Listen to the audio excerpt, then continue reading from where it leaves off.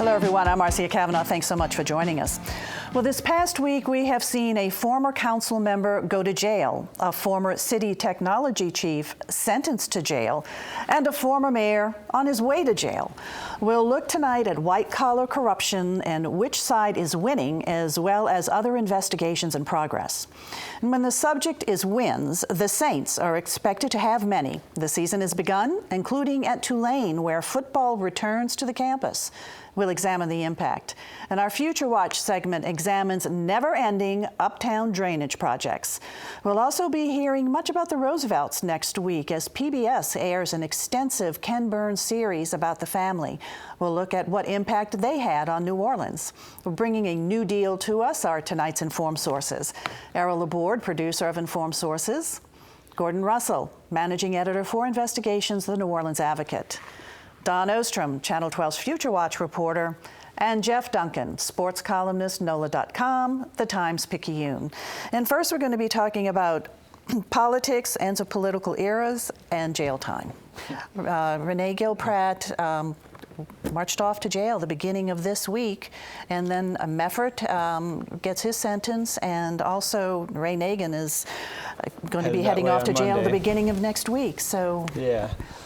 I guess you could say it's sort of the end of an era of a bunch of different public corruption investigations. You had a series of investigations into Bill Jefferson and his extended political family, and Renee Gilpratt was kind of the last of those. And she was actually convicted more than 3 years ago, but was able to remain free while her appeal was pending and so forth. And she's going to serve 4 years, which was reduced from an original 7-year sentence. And that's kind of really the end of the Jefferson political organization. Most of the people who were prominent in it are either dead or in prison now. The congressman is serving a 13-year sentence, and she started this 4-year sentence, so there's really nothing left from the organization anymore. And then you have the City Hall case and the various cases around the technology department. And so this week, Greg Meffert, who was kind of in some ways the central figure in this whole scandal, was sentenced to 30 months in prison, which was a much less than he had a maximum of 8 years he was facing, and he got a substantial reduction for all the assistance he rendered to the government in their investigations of Mark St. Pierre, who was his friend and a guy who had city contracts that Meffert steered to him in exchange for kickbacks. And then the two of them helped to bring down Ray Nagin, who, as you said, is headed off to prison on Monday to begin a 10-year sentence. There's still a couple of players in that whole scandal to be sentenced. There's Frank Ferdella, who's a businessman who also bribed the mayor, and Rodney Williams, who was kind of the star witness in the trial against the mayor. Their sentencings are both coming up. So I guess you could say that the deck has kind of been cleared of all these cases at this point. Gordon, when I think of the Bill Jefferson group, if you will, and the Ray Nagin group, I think of them differently in that I perceive, and maybe I'm wrong, that for Jefferson was like the ringleader. I mean, things that happened really emanated from Bill Jefferson, whereas Nagin I see is someone who was more or less sucked into it and allowed it to happen. Yeah, that might be a fair analysis. I mean, I think Bill Jefferson was, his group kind of got in power, and then they used the government pretty clearly to further their own, to enrich themselves in different ways. The classic example was these nonprofits that the family set up that they then got government funding for, and then they just basically took the money out of the nonprofits and put it into their pockets. Ray Nagin was a little more of an accidental criminal, I guess you could say, where I don't think he got into it for this reason.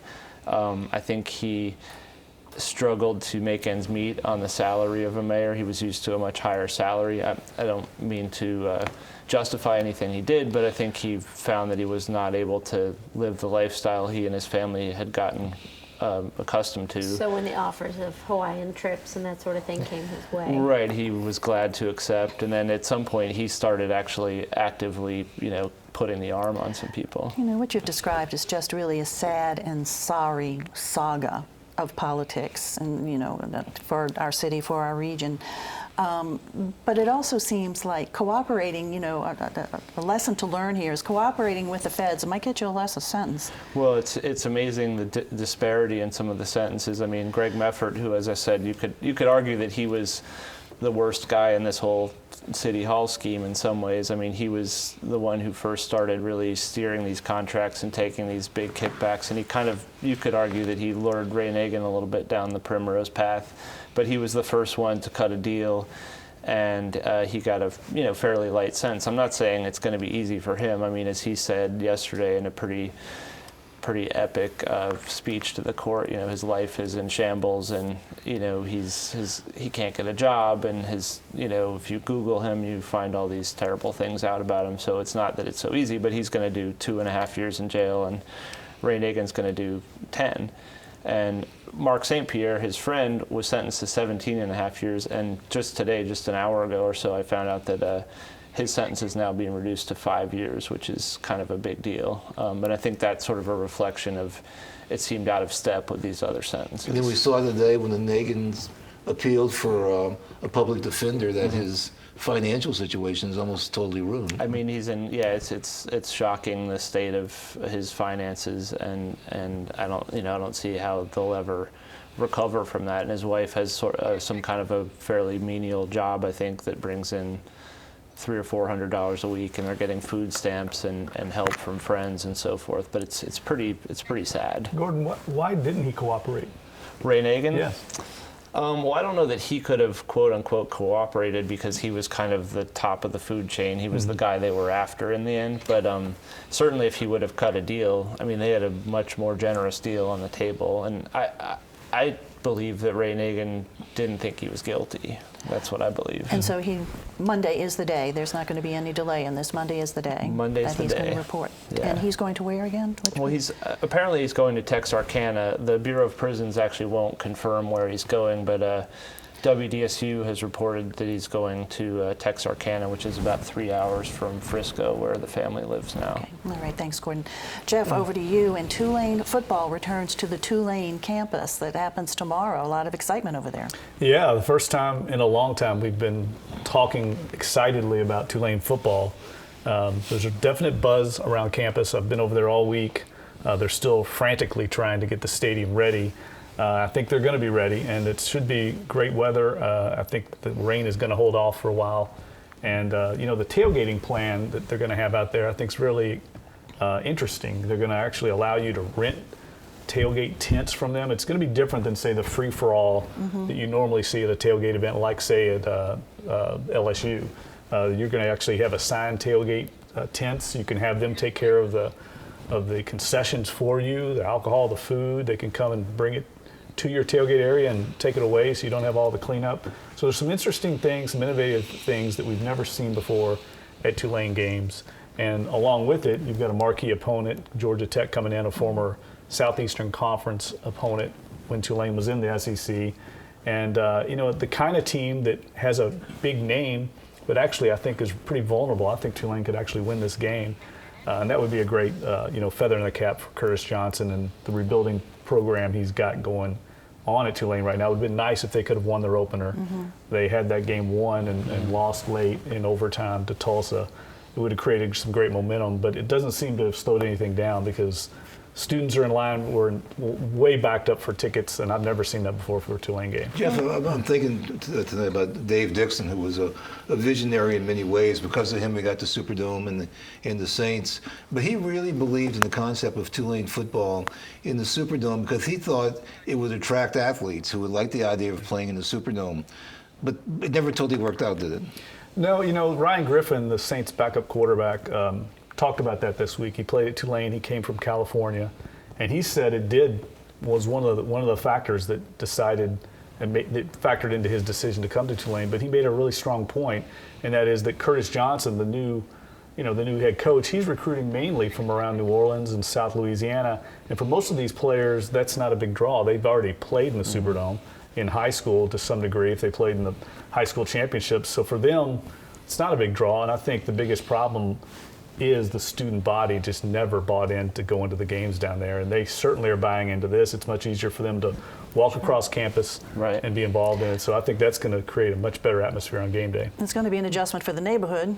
Well, it certainly is. There's a lot of road closures. Obviously, there's not much parking. We all know around the campus. It's going to be an adjustment period. I suggest if you don't have any reason to be in that area, do not go into it Saturday, because it's going to be a mess, I think, early on until everybody gets adjusted to it. Right.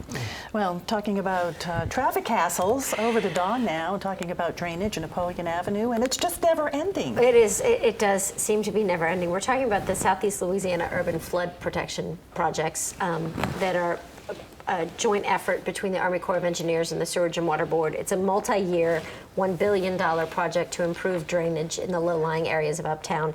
And the three areas for the biggest construction right now are Jefferson Avenue, Napoleon Avenue, and Claiborne Avenue. And I know Jeff got stuck trying to drive here today. If you're driving anywhere uptown, it's a nightmare. Parts of Jefferson Avenue are northbound only, and traffic is diverted onto Nashville Avenue. 4 blocks of Britannia Avenue have now closed, probably until March, between Nashville and Jefferson. All of this is so they can put in big box culverts under the street, and that is basically a canal, but a concrete canal. It's in the case along Jefferson Avenue, they're 14 feet wide by 8 feet high. I've been told you can drive vehicles through them. They're that big. They're supposed to really improve the drainage. For anybody who says, they've been tearing up the roads forever and I haven't seen any progress, the first order of business when they're doing these projects is to move all the existing utilities. So it might look like there's no work happening, but what's happening is power lines are being moved and rediverted, all, internet service, all of what happens in the uptown areas, it's all changing. A lot of these projects began way back in 2011, and nothing is going to be complete until next summer. The first project that's going to be complete is Napoleon Avenue between Claiborne and Carondelet. That's set for completion next summer. The ones on Jefferson Avenue, not complete till 2016 in most cases, some cases 2017. There's a lot you just have to bear with. As far last year, around this time, we started talking about Mardi Gras and what all this construction means for Mardi Gras. The Army Corps of Engineers told me probably no major impacts. Construction will still be going on, and there will be fenced off areas for equipment along Napoleon Avenue, but parades both coming from the Claiborne Avenue on Napoleon and Tchoupitoulas on Napoleon will have no issues. They'll be able to parade as normal. But And at least the street core project is done too, because for a while you had both of them by the same time. it is done, but at some point Well, that this went quick. project on Jefferson Avenue is going to cross those streetcar lines and make a bit of a mess there again. So, But Dawn, what are residents doing in those areas who have to access their they- homes or their some driveways of them have if to they park have one? elsewhere for a while, or they have special permission to drive the wrong way up one-way streets just to get home. Businesses have to deal with it. The one business in this section of Britannia is Britannia Mail, which will have to depend on foot traffic from customers. They won't have any drive-by customers for a while. It is a hardship, but a necessary hardship because of all the flooding. For something like Britannia Mail, people are bringing packages, sometimes big packages. That's definitely not going to be convenient. And they are coordinating with the city on all the traffic. You can go on the city's website, you can go on the Army Corps of Engineers website and see where traffic is being diverted and shifted. If you have to drive uptown, your best bet is just to find a different road for your north-south traffic, But it's because all- Napoleon and Jefferson are both a nightmare, and you just grin and bear it, because you all won't working to a good you won't end. be going down those roads in a pirogue the next time you get a heavy rain. Right, exactly. And that's a very good point. All right, Gordon, we go back over to you. We were just talking about the results of federal investigations, which is bringing some of our elected officials to jail or already serving time or about to head that way. Are there any more investigations that we should really be paying attention to? And what is the new U.S. Attorney doing? I mean, is he still doing this white-collar crime? Well, he has said that he has an undiminished, appetite for this stuff, and that he did when he came into office. He talked about reorienting the office a little bit more towards violent crime, but he said that he would not de-emphasize the emphasis on public corruption. Some people said they were concerned about that. I think David Vitter said he was worried that was going to mean fewer corruption cases. Whether or not that's true is hard to say. They have made a number of major. There's been a number of major violent crime indictments. They've been working with this multi-unit gang task force to do these sort of sweeping racketeering indictments that might take in 10 to 15 alleged gang members. And some of those are going in state court and some of them in federal court, but they're essentially the same kinds of cases. When it comes to corruption cases, I'm sure they're working on things that we don't know about. They keep a pretty tight lid on this stuff. But the main one that we know that's open and working is this investigation into Walter Reed, the St. Tammany Parish District Attorney.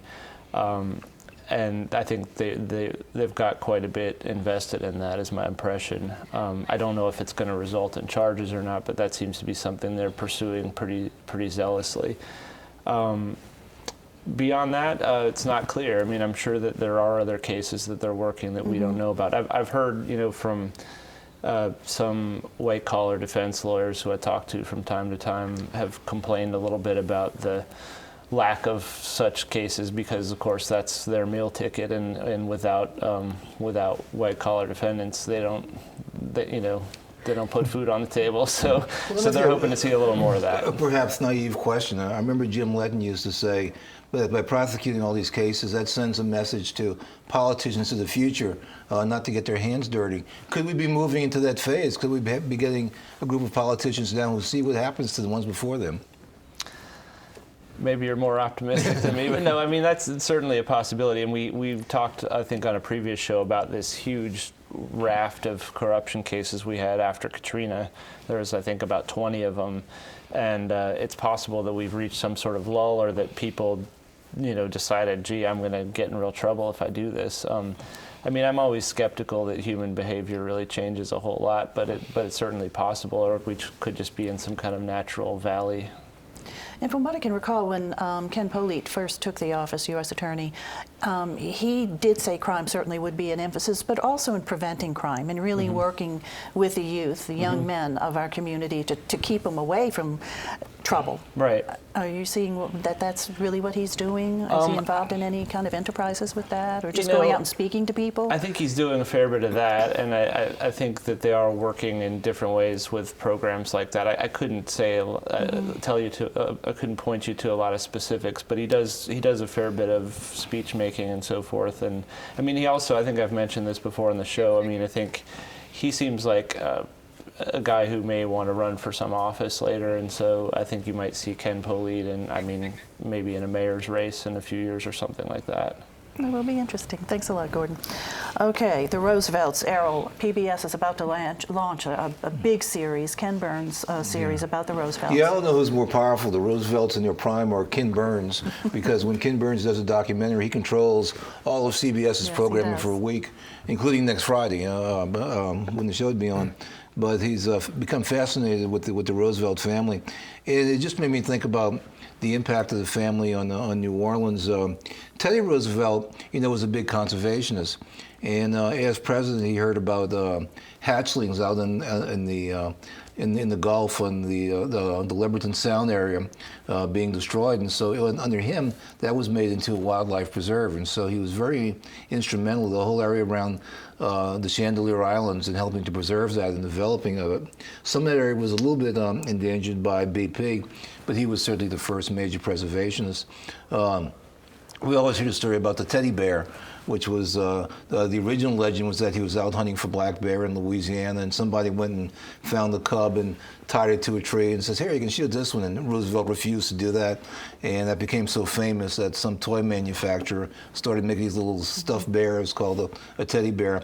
Actually, the incident, it's a great story, except it was in Mississippi, but still, that was close enough. But the other thing, I mean, Franklin Roosevelt, of course, touched the world. I mean, being a wartime president, the real visual manifestation of his presidency is just the, actually before the war, all the Works Progress Administration projects, drive through City Park and drive over those beautiful Art Deco bridges and see that Enrique Alvarez sculpture.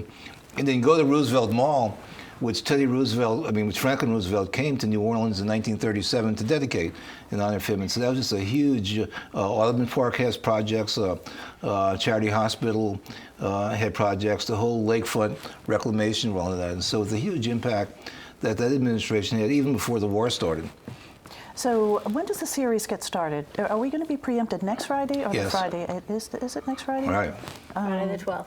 What's that? The 12th. The 12th? Okay. Yeah, I thought Informed Sources is going to be preempted on the 19th. So we'll be here next Friday, just to get that clear. Okay, It's well, on the whatever it is, 19th. there'll be one Friday when we're not on. Right. Okay. And blame it on Ken Burns, Yeah, okay, right? or- yeah. But it looks to be a really, really fascinating series, and also Eleanor is going to be profiled in it too. Yeah. So thanks a lot, Errol.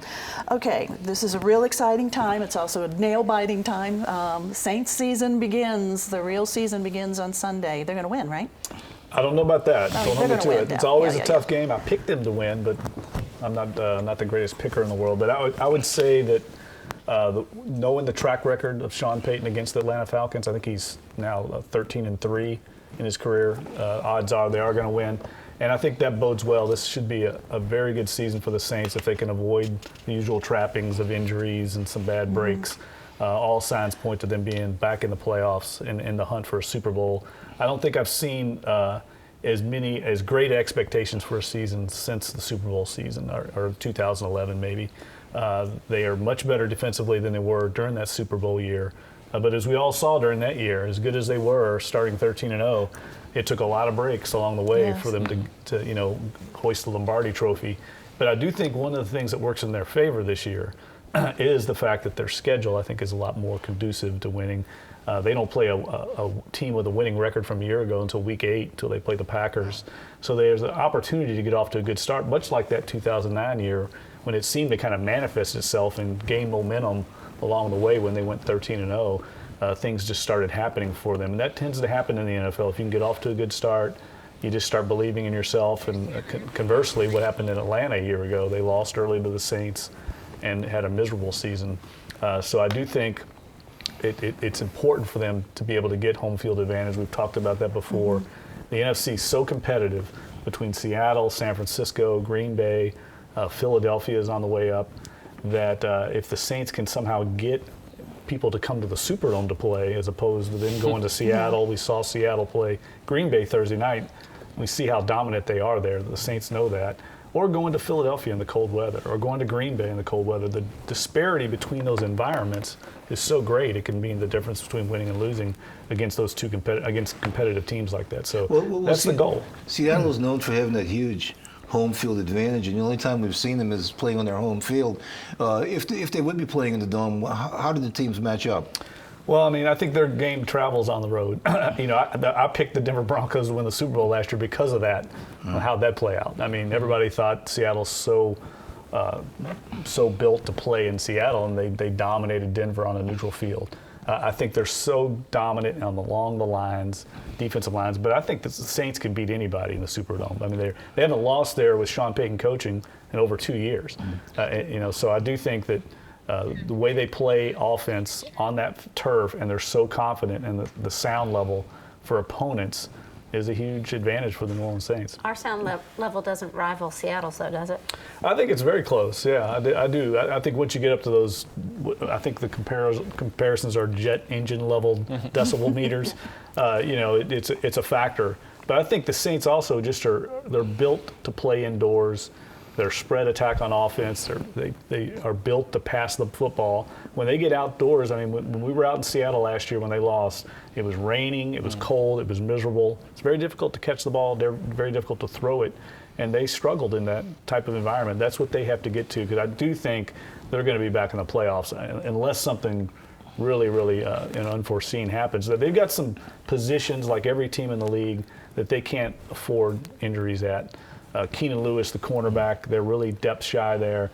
Their left tackle, Taron Armstead, is a rising star. They can't afford for him to go out for a long period of time. And obviously, I don't even want to say Drew Brees, but don't. they can't Don't afford say that. any of those three players to get hurt. But every team in the league's like that. The fact that they cut both of their kickers and then re-signed one sounds like some sort of a maneuver, but it also tells me there's not a lot of confidence in the kicking game. Well, I think it was more of a procedural move than anything else. I mean, Sean Payton, it surprised us because Sean Payton had been singing the praises of both kickers all during training camp, and I think it was more of a procedural move. But, I mean, Shane Graham's kicked for 16 years in this league, so he's got a lot of veteran experience. He just doesn't have a very powerful leg, but the New Orleans Saints aren't a field goal kicking team. I mean, they score touchdowns, and if you're going to beat them, you got to score touchdowns to beat them. So I think that's the way Sean Payton looks at it. He wants a guy that's going to make the 35-yarder. That's what he wants. He doesn't care if we're going to kick a 55-yarder. I can always put Morstead in for the 60-yarder. Right, he can drop kick it. But look, I think they've got every opportunity this year to be a Super Bowl contender, but I don't think they're any better or worse than Seattle, those teams I mentioned earlier. It's just going to come down to breaks. Do they have a decent running game? Yeah, I think that's a big improvement. Zach Strief, the right tackle, talked about that this week. You know, they switched to a different scheme last year, and they struggled with it, but he said they're much more comfortable knowing how this zone blocking scheme works. And I think Mark Ingram looks a lot more confident, and it helps that he's in his final year of his contract. That'll be motivation for him. So this Sunday they win by how much? What kind of game are you? Well, they're always foretelling? close there. I mean, I think it's going to go down to the fourth quarter, but the Saints are in Atlanta's heads a little bit. They seem to make the play when it matters in Atlanta for whatever reason. It reminds me a lot of back when the Saints couldn't beat the Niners in all those years with Joe Montana. For whatever reason, they couldn't get over the hump.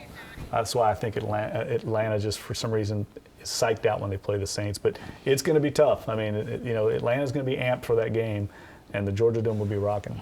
Well, the Saints fans are certainly amped for this game, too, and we believe that they're going to win, and I thank you, Jeff. Time to look ahead. Several years, some carnival crews got together to start raising money for the police department. They do fundraisers, and usually they've raised money to buy equipment.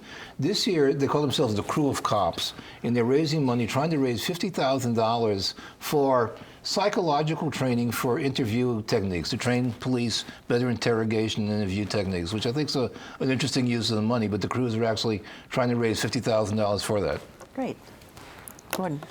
Well, at the risk of sounding like a homer, I'm going to predict a Tulane victory in their brand new stadium tomorrow. Well, that would certainly be a wonderful Against thing. the team from Atlanta. Yeah, there you go. Well, A that's right. doubleheader. That's right. New Orleans doubleheader this weekend. That's right. We believe what you say there, Gordon. Yeah, we think they're going to win, too. I'll stick with a sports theme. And Monday morning, when you actually can read a Times-Picayune, because you'll have one delivered this Monday, if you're a subscriber still, you'll see the trifecta, Tulane, LSU, and the Saints victories. All right. We're with you, too, Don. I love all of these predictions. You know, and overshadowed in all these big games this weekend, Friday night in Bell Chase, they're going to retire the jersey of Chris Henry, probably the best player in Bell Chase high school history, who died tragically in 2009. I don't think we should forget that. I think it's a very nice gesture for a guy that turned his life around. Thanks a lot. Thanks, you guys, for being here. And thank you all for joining us. And once again, we want to see you next week. And we will be here next week for Informed Sources. So we'll see you then. Have a good evening.